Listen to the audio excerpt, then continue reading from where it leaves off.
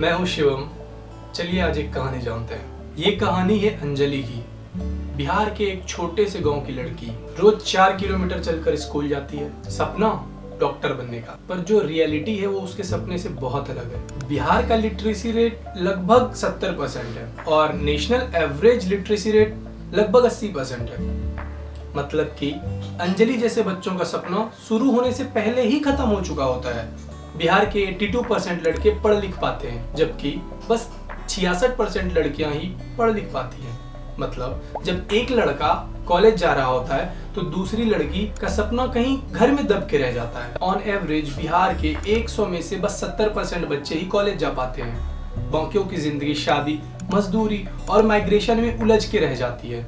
और बिहार के कॉलेज का हाल कुछ ऐसा है, जो बैचलर्स की डिग्री आपको 3 साल में मिलनी चाहिए वो कभी 5 साल में मिलती है, या कभी 6 साल में, या कभी नहीं भी मिलती है। पटना के स्कूलों में फैसिलिटीज हैं, पर अंजलि जो एक बहुत छोटे से गांव से आती है, हालांकि बिहार के ज्यादातर इलाके छोटे ही हैं और ग्रामीण है, वहाँ की लिटरेसी रेट 72% है, पर पटना यानी कि शहरी क्षेत्र 82% है।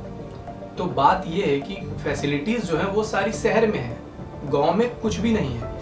कभी कंप्यूटर नहीं, कभी बेंच नहीं, कभी स्कूल नहीं, कभी टीचर नहीं। बिहार में कुल 78,000 स्कूल्स हैं, जिनमें से बस 5,000 में कंप्यूटर की व्यवस्था है, 16,000 में बिजली नहीं है, बाकी कईयों में तो टीचर ही नहीं है और कहीं कहीं स्कूल भी नहीं है। तो बात यही है कि कैसे आप अंजलि से उम्मीद कर सकते हैं कि वो एक मॉडर्न पीरियड के लड़के या फिर लड़की से कॉम्पीट कर पाएगी, जो दिल्ली, मुंबई या फिर और भी किसी मेट्रोपॉलिटन सिटीज में हर फैसिलिटी के साथ पढ़ रही हैं। पेपर पे जो आंकड़े हैं शिक्षक और बच्चे का, वो है 28:1, यानी कि 28 बच्चे पे एक टीचर उपलब्ध है। लेकिन ग्राउंड रियलिटी कुछ और है, घोस्ट टीचर और मिसमैनेजमेंट। मतलब टीचर हैं ही नहीं, बस उन्हें सैलरी मिल रही है, वो अपने घर में है, बच्चे भी अपने घर में हैं। फायदा किसे हो रहा है? किसी को नहीं। पैसे किसके लग रहे हैं?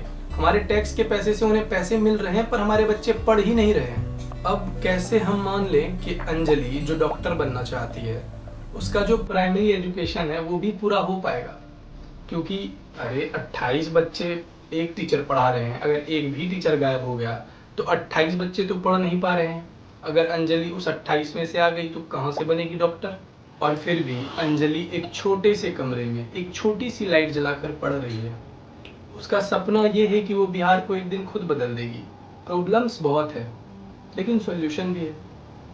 अगर बिहार सच में बदलना चाहता है तो सरकार को कुछ स्टेप्स बहुत कड़े तरीके से लेना चाहिए। हर स्कूल में बिजली, साफ पानी, टॉयलेट्स और कंप्यूटर लैब्स होने चाहिए। लड़कियों के लिए स्कॉलरशिप्स, साइकिल स्कीम और हॉस्टल्स, ताकि वो ड्रॉप आउट ना करें।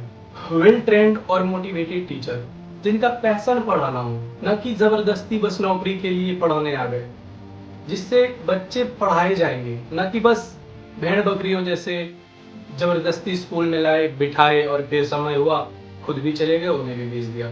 घोस्ट स्कूल और घोस्ट टीचर, मतलब जो स्कूल है ही नहीं और उसको रजिस्टर कर दिया गया है, जो टीचर है ही नहीं उन्हें बस सैलरी मिल रही है। मतलब स्कूल है सरकार के लिए, पर वो है नहीं, उन्हें खत्म करना होगा। अंजलि की कहानी बिहार के हर घर की कहानी है। अगर आज हम एजुकेशन को सुधारेंगे तो कल बिहार अपना एक अलग इमेज बना पाएगा। अगर बिहार की तालीम उठेगी तो कल बिहार खुद भी उठ पाएगा।